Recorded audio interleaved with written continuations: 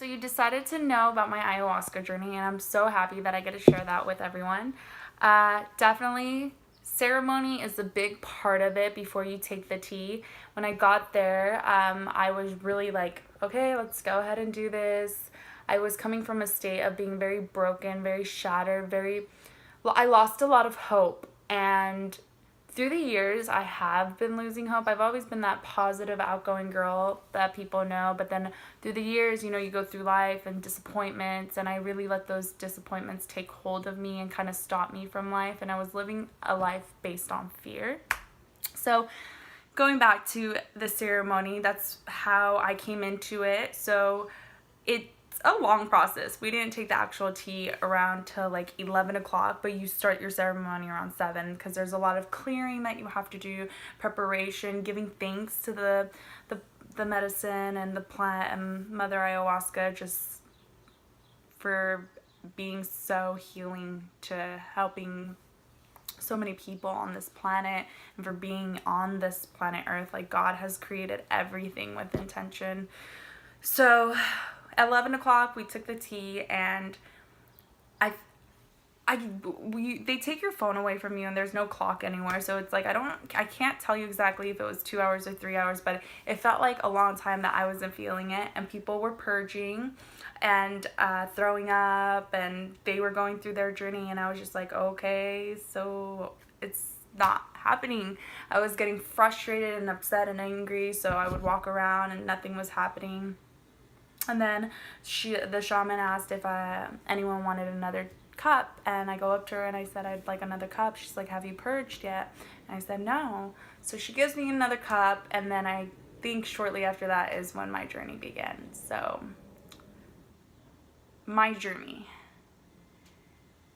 Everyone's journey is very, very different, but mine was more, there were visuals, but it was something that I felt. I'm very sensitive to emotions and feelings, and she came to me in an emotional form, in a feeling form. There were visuals, but it wasn't that I was taken to another dimension. It was just, it's hard to explain. If you've done acid or shrooms, I think you could relate to that a little bit. I've done things that aren't ayahuasca before that were hallucinogens, but nothing can really prepare you for what this journey is about. Anyways, so she basically took me through everything. She showed me all the lives that I had lived, all the pain that I held from other people, and my family. She showed my family and every one of them, and I lived their journeys. And everyone that was around me in the ceremony,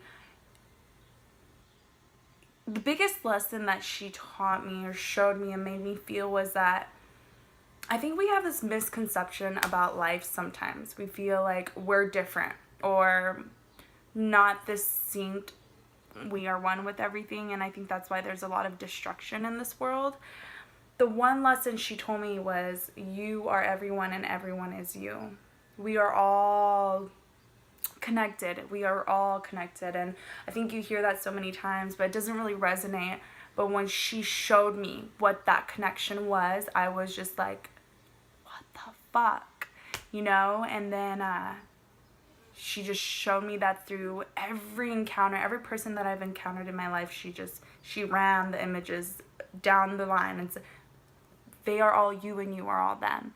So that was reassuring for me a little bit, because sometimes you feel alone in this world, but man, you're really not alone. You're connected to everything. And when we die, we go back into this earth, and we are so connected to this earth. So it's disappointing to see how far humans have taken this planet in a different direction and diluted it a bit. Definitely, that's another subject. Anyways, so she showed me that, and it did get the medicine for me lasted a long time. I think it was like about 10 hours, I would promise. Some people, they were fine right after. Everyone's journey is different. Another message she sent me was the fact that everyone suffers the same amount. Like, everyone suffers, but the journey of their suffering is different. Everyone's journey is different. And what matters is not the suffering or what was. What matters is present moment and how you get through the suffering and how you work through it. And I think that's why parenting is just so important. I was talking about it with my hairdresser, and we were just thinking, like, people take parenting for granted, and or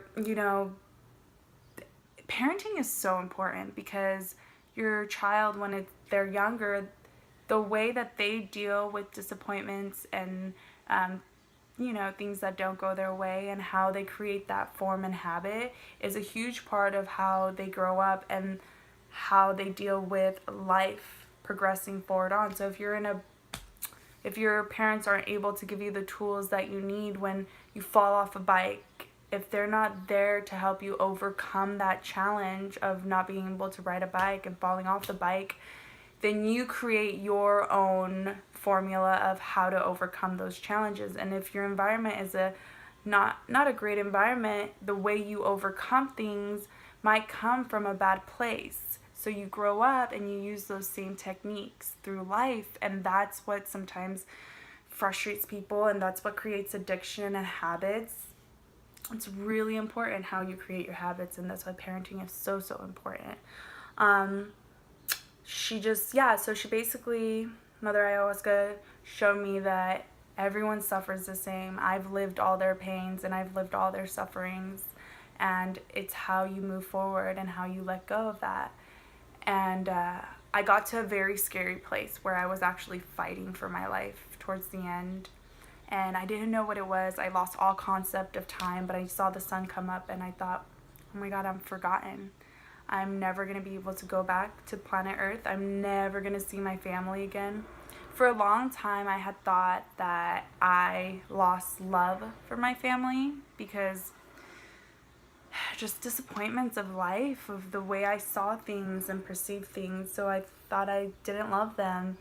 And when I was going through the journey of the medicine, and I was fighting for my life and I wanted so bad to just be back home, it made me miss my mom so much and really feel like, oh my God, I really do love her, and I need to work on my relationship with her and my sister and my dad and everybody that I do actually really love. I was just taking it for granted because I was playing victim of how I was feeling about life, and I wasn't valuing life. I wasn't living my life. I was already dead. So my fear of being forgotten and never seeing the people I loved again was so profound. I remember, like, I was thinking, if I don't breathe, I can die right now. And I have to remember to breathe. And I had to remember to breathe. And I was just like, I was getting so scared. And this might seem a little like, ooh, out there, but during my journey, I was upstairs in the restroom and I was like, what am I not letting go of? What am I not letting go of? When is this going to leave? Like, I just want to go back home. Was this a trick? Is the medicine? Am I going to go to the loony ward? Like, I don't know. I was like freaking out, and there was a message that came through, but this time it wasn't from Mother Ayahuasca. It was from God.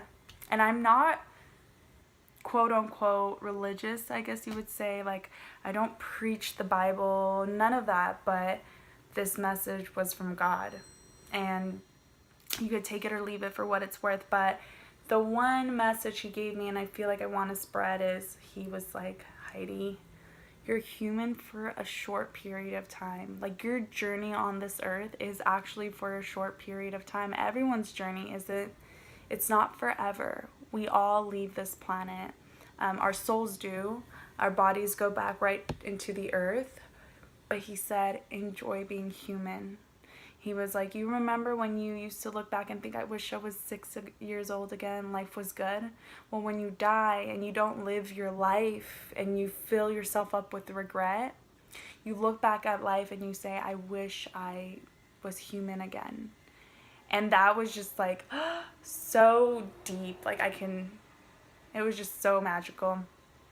And he said, enjoy being human, the feelings, the emotions, the experiences, enjoy it all and appreciate it, and just be human. Live it. It's really that easy. And then that was it. That was his only message to me. And through the journey, my purging, I didn't throw up and I didn't diarrhea. I know that's like a big way of purging, but my purging was through a lot of crying. There was a lot of crying involved for me. And I think that's just how I purge and release emotions, because I was holding all the suffering inside of me. And so we would go through topics and what was like really affecting me, and it was every season, and a season would change once I let go of that suffering. I would purge by crying, and then you just go back, and then you're on to the next subject. It was insane. My experience was insane, and I don't think I'll ever fully be able to paint the picture. But I think what I want to share in this video are the messages that I received. She gave me such clarity on what my drive and passion is. I used to live in doubt and fear because the devil had taken over. The devil had won. I gave up hope on life. I gave up the gift that God gave us, which was life. I took his gift and I threw it away, and I allowed for the devil to open. And I'm sorry if those terms are like a little, don't sit right with you, but it's just the easiest way I can explain things. But I was living in fear and doubt. And that's why I was suffering with such depression, anxiety, and insecurities. And I was just so unhappy. Towards the end, I was like a monster, I swear. So, I was. And when you live in doubt and fear, that really holds you back from accomplishing what your gifts are and what your passion is and what God created for you. And I can say, after taking medicine and how I feel now, I live in such trust. I'm still human. I still think of, I wonder this, I think about it, but I don't dwell in it. And I trust so much. I trust my life path and what I'm passionate about and what I'm set here to do. And I trust it because God made that for me. And when you live in trust, you open the right doors. You open the doors not out of desperation, but those were the doors you were supposed to open. When you come from being so desperate and so scared and you live in fear, you open the wrong doors because you're just so desperate for any door and any answer. And some of those doors might have something that's not great behind it. And that's what I'd like to call the doors of the demons, you know? I hate talking like that. I don't like dark light at all. But when you live in trust, there's this intuition that follows with it, and those are your guides, and you open the door that's right for you. You have patience. You just trust. You trust the process. That's another thing. Before, I used to try to believe the words that were always positive, like trust the process, or you have to believe, or be positive, or, you know, you're gonna, you don't realize what you have until you lose it. So, you know, stay present and focus. And those were all words that you force yourself to believe. Now I totally feel it. I totally feel, I trust the process, and I understand what that is. That everything is a vibration and energy, and that it's really all created for us, and we need to honor it and treasure this planet Earth. This is all we got as humans. This is what we live in. And you know, anyone that watches this, like, we are one. I am you, you are me. We just have a different road that we walk. And it's so important to come from a place of love and compassion. Now I look at people so differently. You know, before you get mad and you're like, why is that guy staring at me? Or someone cuts you off and you go, oh, that asshole. And trust me, when someone cuts me off, I'm still like, oh my God, like, what the hell? But there's not hate. There's no hate inside, because I'm them. I've been that person that cut someone off. You know, I've been that person that has done something that hurt someone else. And now it's just, I don't have hate at all for anybody. And I think, That's a beautiful thing, to really have love and compassion. Because when you try to fight and believe that you do, but it's not authentic, it's just hard. And then, it's just a hard thing to deal with. So those were a bunch of the messages I got. That was all in one night.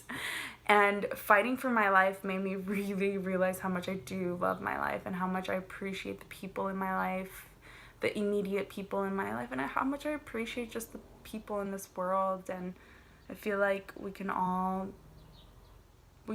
steer this pollution that we've created in a different direction. I really do.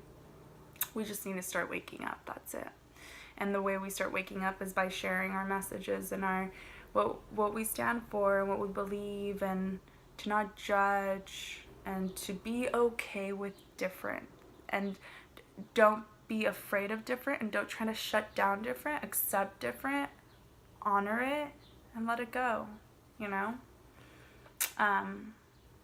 yeah, so those were like the biggest message. I'm trying to remember everything. There's a lot that I wrote down that I was channeled when I was through the journey. The second night, so the first night was really big for me, and I was freaking out about the second night too. So I took the tea, and she asked if I wanted another one, but this time I just said no. I feel like I got a lot from that one night, like a lot of good healing and therapy. My work with the medicine isn't done. There's still more to learn and continue healing. It's not just this one and done kind of thing. You do continue the work, but I know that she will call for me when it's time to work again. For now, I just want to sit with what she's taught me and really integrate it into this world, and integrate it right now with with my environment. So the second I took the tea, and I just felt good, and a lot of vibrations running through me, but she let me sleep and rest. Before you take the tea, you set an intention. So that first night, my intention was, there's a lot that needs to be healed, so I'm ready to start the healing process. And that's what she did for me. Second night, I told her to be gentle, because I was like, the first night was pretty insane. I just asked her to be gentle and to show love. And I think she gave me that. And she actually was like, you can rest. So I actually slept throughout that night, and it was the best sleep ever, and I'm okay with it. I don't feel like I missed out. I don't feel like you always need to see something or go through something to trust that it's working inside of you. And I just really needed that rest, so it was good. And the community was, I think the community aspect of doing this journey is so important as well. We were all there for each other, and they were a part of my healing journey. So definitely made a lot of strong connections through that ceremony, and made a really good friend already. Sunday was a different type of ceremony. It was for San Pedro, but I don't think it worked with me that well. I don't think it was, I had an inkling like not to do it, but I just did it because I was like, I'm there, I might as well. And I could have skipped out on that. So can't really speak about that too much, just because there was no effect on me from it. And that's it. That is it. Last night had a very strong dream, and messages come through, and I haven't been feeling depressed or anxiety. I get butterflies sometimes in my stomach, and it goes right away. I just feel like I actually want to live my life now and not take it for granted, and just really cherish every single day and everyone that's in my life right now. And yeah, so I just looked, and the video is already coming up to 20 minutes, and from this point on it's just ranting. But yeah, so that was my journey. It's been life-changing for me. I've felt and seen things that I could have never felt and seen on a dimension that we live in. I really did have to take myself to that next dimension, and she was very inviting. She blessed me, and it was a great experience. I am more than happy that I did choose to take this route in healing, and I will continue to share everything I learned through Mother Ayahuasca when I do it again, and I hope it helps you and what you're looking for. But it will, if you're coming from a place where you're ready for change in a positive light, you'll be ready for it. And it's not an easy journey. There's things you're gonna see you don't want to see, or you didn't want to know, or you don't want to feel, but it's all a part of it, and you have to go through it. It's work. You have to put work in it and dedication, just like in anything. But it's beautiful. Life is amazing. Even at your lowest points, life is still really good. And you just have to really know what that really truly means. Like, God did not create you for no reason. God created everyone for a purpose and a reason. So don't throw away the gift that He gave you. Don't throw it away, and let your flowers blossom. Let Him shower you with so many gifts, and run with your passion and trust your passion, and shut the doors on the bad stuff. I'll leave it there. Thank you guys so much. I plan to stay connected, so yeah, reach out if you want. Ask me questions, whatever you want, and I will answer it authentically and as honestly as I can. Thank you.